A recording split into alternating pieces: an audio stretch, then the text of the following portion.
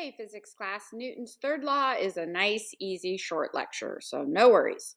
For every action, there is an equal and opposite reaction. And quick review, Newton's first law of motion, you're not writing this down, was that an object at rest stays at rest, an object in motion stays in motion, as long as the net force is zero. And that was the law of inertia. Okay, then, which was a special case of the second law of motion, which is where we apply forces to things. And the easiest way for you to think of the second law is just force equals mass times acceleration. I'll review. And there's the unit. All right.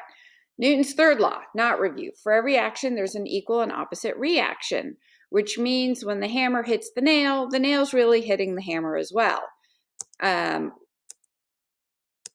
All right, so the forces are equal and opposite in direction. So as hard as the hammer hits the nail hits the hammer equally hard. Okay, they come in pairs. All right, so if you have a book sitting on a table, the action force is the book pushing down on the table.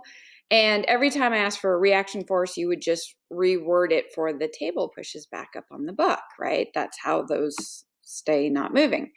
So if you have a ball hitting a bat, you have your action is, or the bat hitting the ball, excuse me, and then the ball hits the bat back, all right? Those are equal and opposite, and you feel it when you hit it, right? You can feel the ball hitting the bat, right? If you hit somebody, a glove hits the face hits the glove, and, you know, you can hurt your hand too.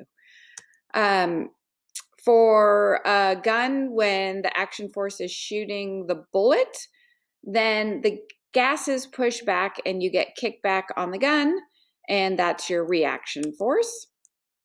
Okay, the hot gas push the gun pushes the hot gas, and the hot gas push the gun. All right. To accelerate a rocket, you have the rocket pushing out the hot gas, and the hot gas pushes back on the rocket. That's also how, by the way, it moves in outer spaces. It combines and pushes gas out.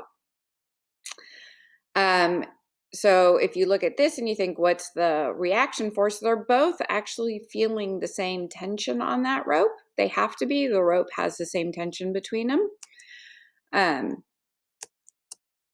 There we go. We have our little arrows. So what we have is the reaction force on the rope, and then what's really making the difference is the friction force on the floor. That's what prevents somebody from sliding. So each of those right now would be balanced out if they're not moving.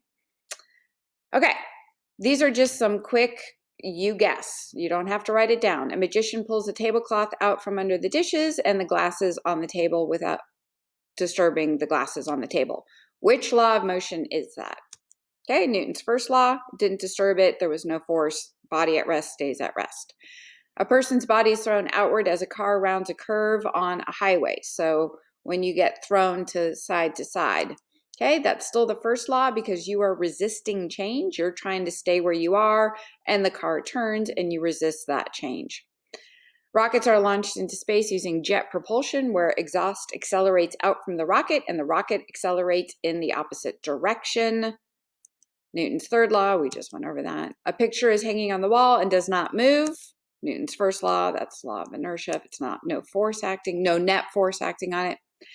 Pushing a child in a swing is easier than pushing an adult in the same swing because the adult has more inertia. We have force on this one. So second law, we have force with the mass. A soccer ball accelerates more than a bowling ball when thrown in with the same force. Force and mass is second law.